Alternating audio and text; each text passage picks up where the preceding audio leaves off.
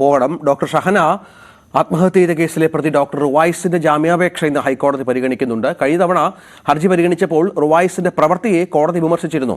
Dani Paul ചേരുന്നു. Dani, സർക്കാരിനെതിരെയാണ് ഇന്നലെ റുവായ്സ് കോടതിയിൽ വാദിക്കാൻ ശ്രമിച്ചത്. കാരണം സർക്കാരിന്റെ ജനപ്രീതി കൂട്ടാനുള്ള അറസ്റ്റാണ് തന്റേത് എന്ന തരത്തിലുള്ള നിലപാട് സ്വീകരിച്ചു. താൻ ഇതുമായി ബന്ധപ്പെട്ടുള്ള ഈ കുറ്റപത്രത്തിൽ പറയുന്ന അടക്കമുള്ള വിഷയങ്ങളിൽ താൻ പങ്കാളിയല്ല എന്ന് പറയാൻ ശ്രമിക്കുന്നു. പക്ഷേ കോടതിയുടെ ഭാഗത്തു നിന്ന് ഒരു പോസിറ്റീവ് നിലപാട് ഉണ്ടായിരുന്നില്ല. എന്താണ് കരുതേണ്ടത് ജാമ്യാപേക്ഷയുമായി ബന്ധപ്പെട്ട്?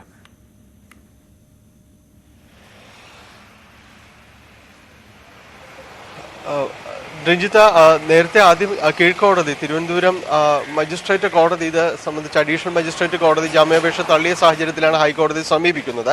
കഴിഞ്ഞ ദിവസം കേസ് പരിഗണിക്കുമ്പോഴും കോടതി ഇതിനോട് പ്രതികരിച്ചത് ഇത് ഇയാൾ ഉയർത്തുന്ന ഈ റുവായ്സ് ഉയർത്തുന്ന ആക്ഷേപങ്ങൾ തന്നോട് മനഃപൂർവ്വം പ്രതികാരം ചെയ്യുന്നൊരു നടപടിയാണ് പോലീസ് ചെയ്യുന്നത്. സർക്കാരിന്റെ പ്രതിച്ഛായ വർദ്ധിപ്പിക്കാൻ വേണ്ടിയുള്ള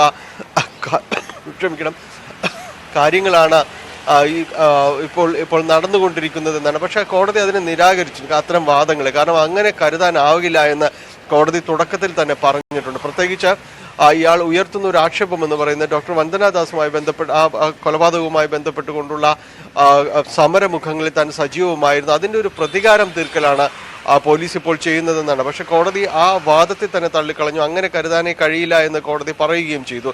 മറ്റൊന്ന്, സ്ത്രീധന നിരോധന നിയമത്തിൽ അതിന് പ്രകാരമാണ് തനിക്കെതിരെയുള്ള ഒരു കുറ്റം ചുമത്തിയിരിക്കുന്നത്.